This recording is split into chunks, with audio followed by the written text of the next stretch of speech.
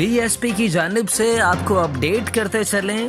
مورخہ 29 نومبر بروز جمعۃ المبارک ترلائے اسلام آباد میں تاجدار ختم نبوت کانفرنس منعقد ہوئی، جس کی صدارت سپہ سالار عقیدہ تاجدار ختم نبوت کلندر دورہ حضرت صاحبزادہ خطیب حسین علی بادشاہ سرکار نے کی۔ کانفرنس میں دربار عالیہ بلاوڑہ شریف کے خادمین، عقیدت مند، زائرین اور مریدین نے بہت بڑی تعداد میں شرکت کی۔ سرکار جی کی تشریف آوری پر ختم نبوت کے سپاہیوں نے ان کا والہانہ استقبال کیا۔ کانفرنس میں نامور علماء دین اور نعتخواں حضرات نے نذرانے عقیدت پیش کیے، جس پر شرکائے محفل نے تاجدار ختم نبوت کے نعرے فضا میں بلند کیے۔ سرکار جی نے اپنے دست مبارک سے کانفرنس میں حفاظ کرام کی دستار بندی بھی فرمائی۔ دربار عالیہ بلاوڑہ شریف کی جانب سے پیغام دیا گیا کہ قرآن پاک انسانیت کے لیے مکمل ضابطہ حیات ہے اور اس میں شفائے کاملہ ہے، جس کا عملی نمونہ دربار عالیہ بلاوڑہ شریف میں دیکھا جا سکتا ہے۔ یہ قرآن پاک ہمارے آقا خاتم النبیین صلی اللہ علیہ وآلہ وسلم لے کر آئے، اس لیے ہمیں قرآن پاک کی تلاوت اللہ تعالیٰ کی خوشنودی حاصل کرنے کے لیے کرنی چاہیے